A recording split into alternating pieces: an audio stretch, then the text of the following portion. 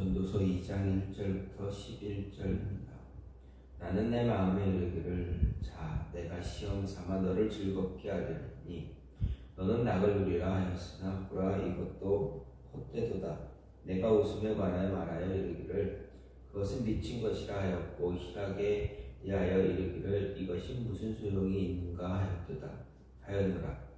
내가 내 마음으로 깊이 생각하기를 내가 어떻게 하여야 내 마음을 지혜로 다스리면서 술로 내 육신을 즐겁게 할까? 또 내가 어떻게 하여야 천하의 인생들이 그들의 인생을 살아가는 동안 어떤 것이 선한 일인지를 알아볼 때까지 내 어리석음을 꼭 붙잡아 둘까 하여 나의 사업을 크게 하였노라.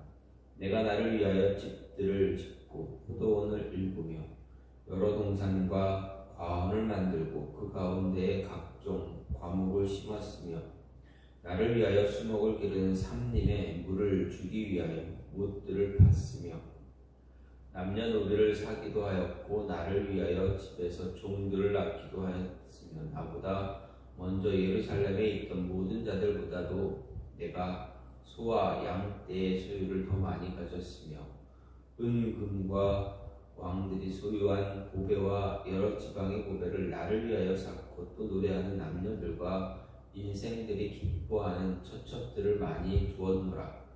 내가 이같이 창성하여 나보다 먼저 예루살렘에 있던 모든 자들보다 더 창성하니 내 지혜도 내게 여전하도다. 무엇이든지 내 눈이 원하는 것을 내가 금하지 아니하며 무엇이든지 내 마음이 즐거워하는 것을 내가 막지 아니하였으니 이는 나의 모든 수고를 내 마음이 기뻐하였습니다. 이것이 나의 모든 수고로 말미암아 얻은 몫이로다.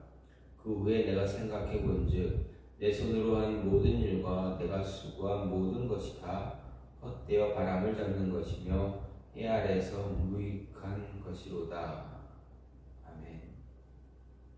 오늘 말씀 전도서 2장 1절부터 11절입니다. 오늘 말씀은 해 아래 인생들이 욕망하는 그런 육체적 쾌락의 허무에 대해 지적하고 있습니다. 말하자면 12절부터 18절이 인생의 허무 극복을 위해 해 아래 인간의 정신적 추구와 관련된 진술이었다면 오늘 말씀은 육체적 추구와 관련된 진술이다라는 것입니다. 1장 12절부터 18절은 육체적인 그러한 욕망의 쾌락의 허무였다면 정신적인 그런 허무였다면 오늘 말씀은 육체적인 그런 허무에 관한 이야기입니다. 먼저 1절부터 3절은 전도자는 육체적 쾌락을 추구해서 인생의 허무 문제를 극복하고자 했지만 도리어 환멸감만 절감했을 뿐 그 육체적 추구로는 쾌락의 추구로는 인생의 근원적인 문제 허무를 극복할 수 없었다라는 것입니다. 이어서 4절부터 11절은 전도자 자신이 이스라엘 왕으로 벌인 대규모 사업을 통해 영화와 그것을 통해서 탐닉했던 육체적 쾌락을 소개하지만 그 결과 역시도 허무했다라는 것을 말합니다. 그래서 인생의 허무를 극복하는데 육체적 쾌락의 추구가 극히 무용하다라는 것을 말합니다. 인생의 허무에서 벗어나기 위해 해 아래 인생들이 택하는 대표적인 방법, 말초신경을 자극해서 육체적 쾌락을 탐닉하는 것입니다. 그들은 자기 육체 욕망이 요구하는 대로 자기를 내어 맡깁니다. 특히 물질적으로 풍요롭거나 다른 사람들로부터 어떠한 제재도 받지 않는 위치에 있는 사람들일수록 그러한 경향은 강하게 나타납니다. 하지만 그렇다고 해서 그들이 해 아래 모든 인생에게 밀려오는 허무에서 벗어날 수 있느냐? 그렇지 않습니다. 그들이 말초적 신경을 자극하는 육체적 쾌락에 탐닉하면 할수록 어떻습니까? 오히려 갈증을 해소하기 위해 바닷물을 마시는 사람처럼 더 강한 영혼의 갈증과 인생의 허무만 짙게 느낄 뿐이다라는 것입니다. 따라서 최고의 권력을 가진 왕으로서 그리고 그 누구보다 보다 큰 부를 소유했던 사람이고 자기 육체가 원하는 모든 것을 해보았지만 인생의 말년에는 헤아의 인생의 허무에 대해서 탄식할 뿐이다 라는 것입니다. 이런 모습 이런 것 극복할 수 없다는 것은 솔로몬이 말하는 그런 모습입니다. 이것 그렇기에 또다시 우리에게 그런 허무한 것에 빠지지 말 것을 경고하고 있습니다. 이런 말씀을 통해서 이야기하고 있는 것은 무엇인가? 우리가 생각해 볼 수 있는 것 무엇인가? 하나님을 주인으로 모시지 않으면 선한 일을 행할 수 없다라는 것입니다. 즉 오늘 말씀을 통해서 선한 일을 행할 어떻게 하면 선한 일을 행할 수 있는가? 어떨 때 하는 선한 일을 행하지 못하는가 하는 것입니다. 4절 말씀을 보면 솔로몬은 한 구절 안에서 나라는 표현을 무려 3번이나 사용합니다. 그리고 이것은 4절에서만이 아니라 1절에서도 3번 사용하고 나를 가리키는 너까지 합한다면 무려 5번이나 사용하고 있습니다.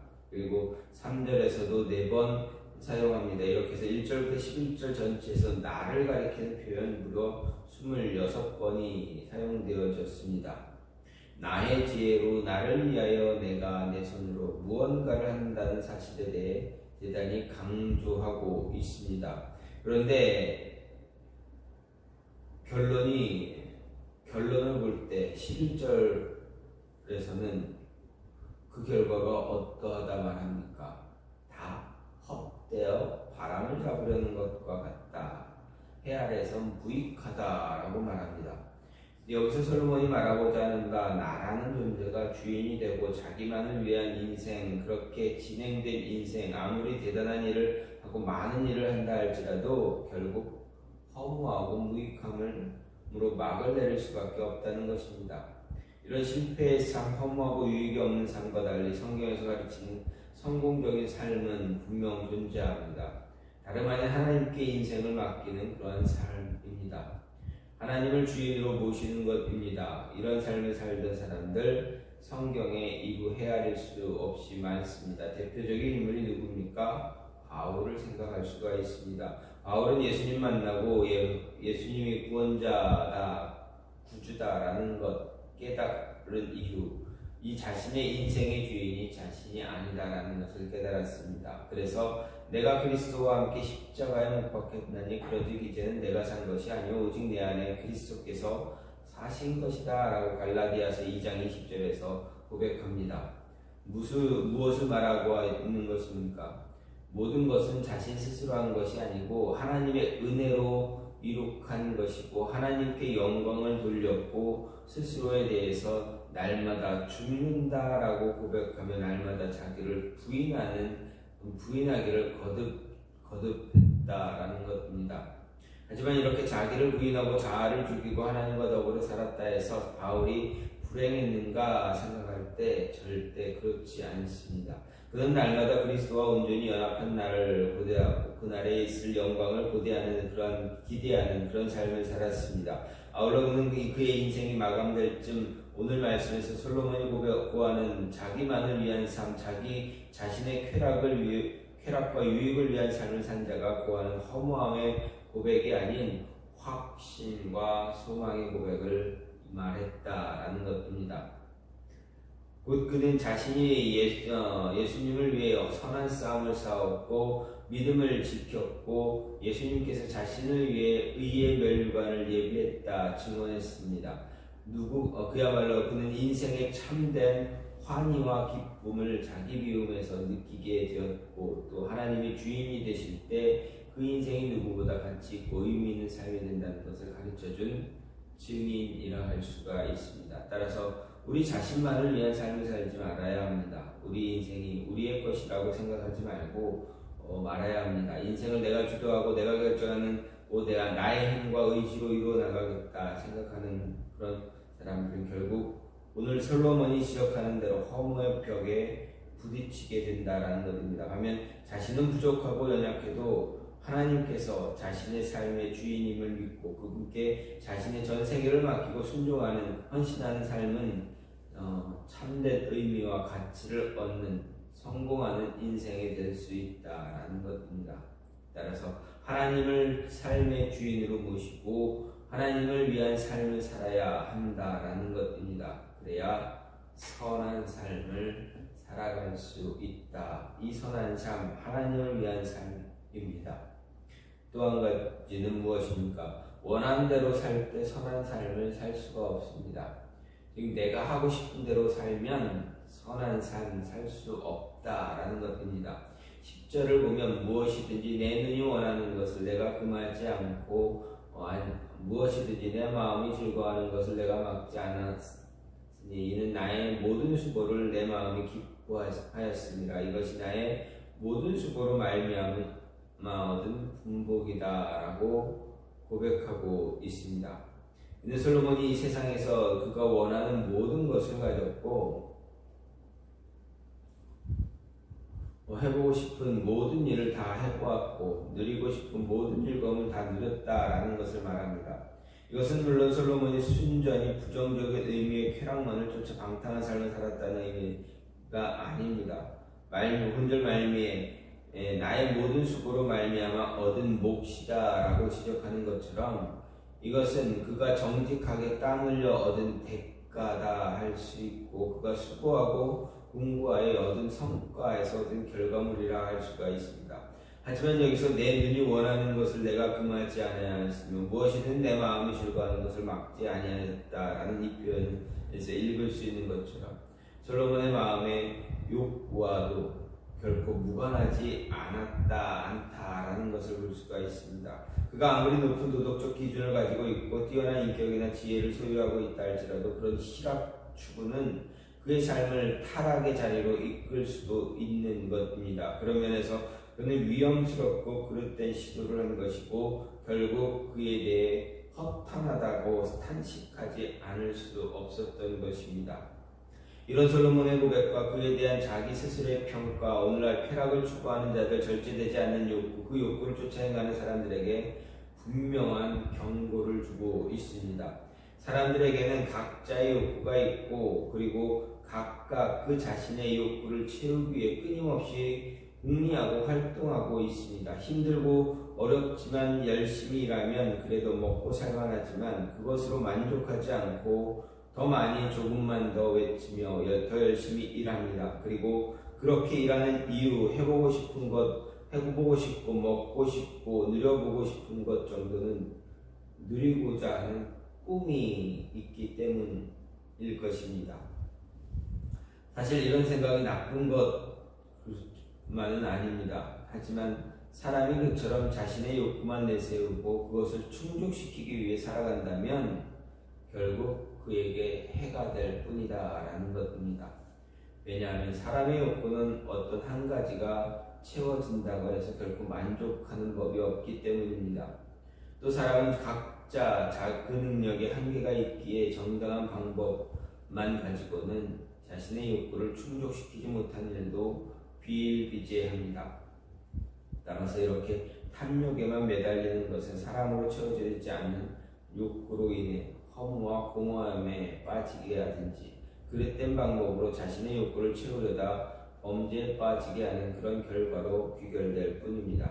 그렇다면 이런 탐욕의 굴레에 매이지 않으려면 어떻게 해야 되는가? 성경은 세 가지 정도 이야기합니다. 첫째는 탐욕에 빠져들지 않도록 하기 위해서 땅의 지체 곧 악한 생각, 죄된 욕구, 죄된 습관을 자제하고 근절하라 권합니다. 두 번째는 끝없이 탐욕을 쫓아 사는 삶에서 자족하기를 권합니다. 그리고 마지막은 탐욕을 절제하고 자족하는 데 머물지 말고 적극적으로 성령을 쫓아 행하며 성령으로 충만함 받을 것을 권면하고 있습니다. 따라서 우리는 성경의 가르침을 따라서 육신의 욕구를 절제할 줄 알아야 합니다. 자족하고 성령의 충만함 있고 성령이 원하는 대로 따라 행할 수 있어야 합니다. 그러면 우리의 삶은 선한 삶을 살아갈 수 있게 된다라는 것입니다. 이 모습을 갖지 못하면 결코 하나님 앞에서 선한 삶을 살 수 없다. 즉 하나님의 뜻을 따라 하나님이 원하는 방법으로 원하시는 방향으로 살아갈 수 없다라는 것입니다. 하나님의 뜻 따라서 그 방법을 따라서 방향으로 살아가길 원한다면 자족하고 성령 충만함을 받을 수 있어야 한다라는 것입니다. 오늘 말씀에서 전도자는 분명하게 말합니다. 하나님 앞에서 선한 삶을 살기 위해서 어떻게 해야 되는가? 어떻게 해야 선한 일을 행할 수 있는가 이야기합니다. 선한 일을 행할 수 있기 위해서는 하나님을 주인으로 모실 수 있어야 합니다.